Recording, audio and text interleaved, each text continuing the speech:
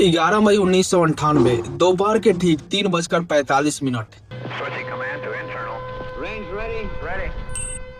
4, 3, 2, 1, 0.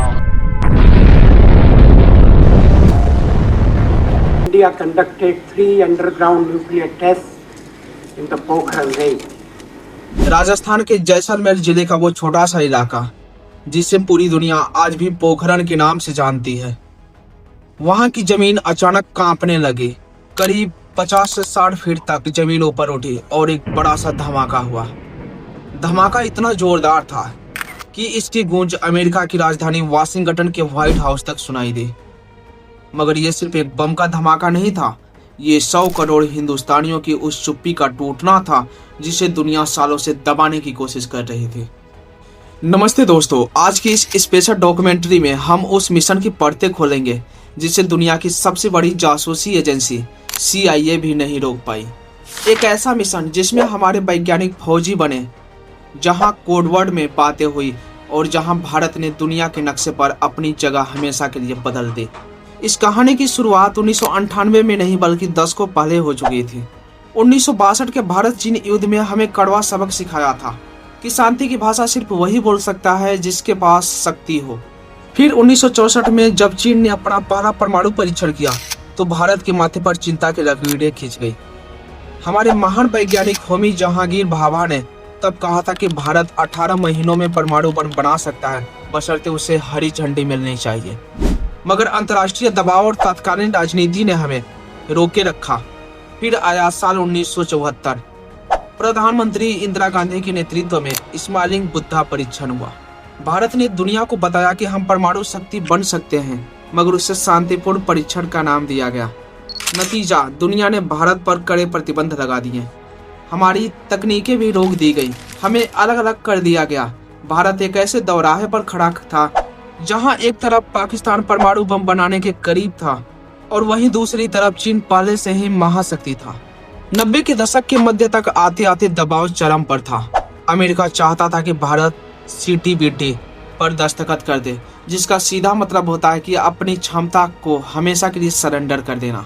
1995 में प्रधानमंत्री PV नरसिम्हा राव ने परीक्षण की तैयारी की थी, मगर अमेरिका खुफिया सैटेलाइट ने पोखरण में हो रही हलचल को पकड़ लिया। फिर अमेरिका के राष्ट्रपति ने बिल क्लिंटन ने फोन घुमाया और भारत को खुली धमकी दे दी। मिशन फेल हो गया। भारत को समझ आ गया कि अगली बार बम फोड़ना है तो सिर्फ जमीन के नीचे नहीं बल्कि नजरों के नीचे भी छुपाना होगा। और यहीं से एंट्री होती है दो ऐसे किरदारों की जिनकी जोड़ी ने इतिहास बदल करके रख दिया। एक ऐसे दूरदर्शी प्रधानमंत्री अटल बिहारी वाजपेयी और दूसरे थे missile man doctor APJ Abdul Kalam. 1998 में जैसे ही वाजपेयी जी सत्ता में आए, उन्होंने कलाम साहब को बुलाया और सिर्फ एक वाक्य कहा, आप तैयारी कीजिए, हमें अब इंतजार नहीं करना है। अब चुनौती सिर्फ वैज्ञानिक नहीं थी बल्कि रणनीति थी। अमेरिका की सैटेलाइट्स पोखरण के ऊपर से हर 24 घंटे में कई बार गुजरते थे। ये सैटेलाइट इतने ताकतवर थे कि जमीन पर रखे एक सिक्के की तस्वीर भी साफ ले सकते थे। डॉक्टर कलाम और उनकी टीम ने एक सैटेलाइट ट्रैकिंग चार्ट बनाया। उन्हें पता था कि किस समय आसमान साफ है और कब सैटेलाइट भारत की रेंज से बाहर है। सारा काम उसी डेड विंडो में करना था। सैकड़ों वैज्ञानिकों और इंजीनियरों को पोखरण भेजा गया, मगर किसी को भनक ना लगे इसलिए उन्हें सेना की वर्दी पहनाई गई। डॉक्टर कलाम को मेजर पृथ्वीराज का कोड नेम दिया गया था और डॉक्टर चिदम्बरम को कर्नल नटराज का। अगर कोई दूसरा जासूस उन्हें देख भी लेता तो उसे लगता कि यह भारतीय सेना का कोई नियमित अभ्यास है और कुछ भी नहीं। दोस्तों, इतना ही नहीं, खुदाई के दौरान जो मिट्टी निकलती थी उससे वापस उसी जगह पर बिछा दिया जाता था, जैसे रेगिस्तान की हवा ने उसे वहां जमा कर दिया हो। उन्होंने टेंट और मशीनों को ऐसे छुपाया कि ऊपर से देखने पे वो सिर्फ झाड़ियां या ऊंटों के झुंड लगे। पोखरण की उस भीषण गर्मी में सारा भारी काम रात के 12 बजे से सुबह 4 बजे के बीच में किया जाता था। जैसे ही सूरज की पहली किरण निकलती, सब कुछ वैसे ही कर दिया जाता था जैसे कल था, ताकि जब अमेरिकी सैटेलाइट एनालिस्ट वाशिंगटन में बैठकर सैटेलाइट तस्वीरें देखें तो उन्हें लगे कि पोखरण में सब शांत है। वैज्ञानिकों ने आपस में बात करने के लिए भी अनोखे कोड वर्ड्स अपनाए। बमों को ताजमहल और कुंभकर्ण जैसे नाम दिए गए। सॉफ्ट की खुदाई को कुएं की सफाई कहा जाता था। मगर एक समस्या अभी भी थी, परमाणु हथियारों के लिए प्लूटोनियम और मुंबई के भाभा एटॉमिक रिसर्च सेंटर से पोखरण तक सुरक्षित पहुंचाना। यह काम भारतीय वायुसेना के विशेष विमानों के जरिए आधी रात को किया गया।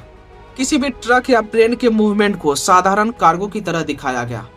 CIA की ह्यूमन इंटेलिजेंस यानी जमीनी जासूस भी पूरी तरह नाकाम साबित हो रहे थे। मई का दूसरा सप्ताह शुरू हो चुका था। तनाव इतना था कि वैज्ञानिक कई रातों से सोए नहीं थे। 10 मई की रात को प्रधानमंत्री अटल बिहारी वाजपेयी को फाइनल सिग्नल दिया गया। 11 मई की सुबह पोखरण के कंट्रोल रूम में हलचल तेज थी। तीनों अलग अलग कुओं में डिवाइस किए जा चुके थे। व्हाइट हाउस में उस समय रात के करीब 3 बज रहे थे। पूरी दुनिया सो रही थी और भारत अपना भविष्य लिखने के लिए पूरी तरह जाग चुका था। तभी एक समस्या आई, हवा का रुख बदला। अगर उस वक्त धमाका होता तो रेडियो धर्मी धूल पास के गांवों तक पहुंच सकती थी। मिशन को सब कुछ घंटों के लिए टालना पड़ा।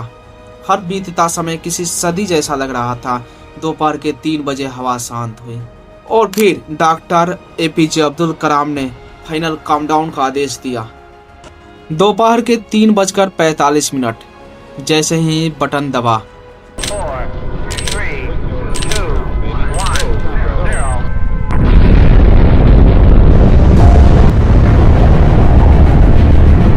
दोस्तों, पोखरण की शांत जमीन के नीचे एक प्रलयकारी ऊर्जा पैदा हुई। एक नहीं, 2 नहीं, बल्कि 3 परमाणु उपकरण एक साथ फटे। धरती तो ऐसे कांपी मानो जैसे कोई विशाल दानव जाग गया हो। रेत के टीले हवा में उछल गए और एक विशाल गुब्बारा आसमान की तरफ उठा। कंट्रोल रूम में पूरी तरह सन्नाटा था और फिर अचानक तालियों की गूंज उठने लगी। वैज्ञानिकों ने एक दूसरे को गले लगाया और कलाम के चेहरे पे वो सुकून था जो दशकों की मेहनत के बाद आता है। मगर ये तो बस शुरुआत थी। 2 दिन बाद यानी 13 मई को भारत ने 2 और धमाके किए। भारत ने दुनिया को बता दिया कि हमारे पास न केवल बम है बल्कि हमारे पास उसे चलाने की उन्नत तकनीक भी है। शाम होते होते यह खबर पूरी दुनिया में आग की तरफ फैल गई। दिल्ली में बारिश हो रही थी। प्रधानमंत्री अटल बिहारी वाजपेयी आए और पूरी दुनिया के मीडिया के सामने खड़े होकर शांति से कहा, आज भारत एक परमाणु हथियार संपन्न राष्ट्र है।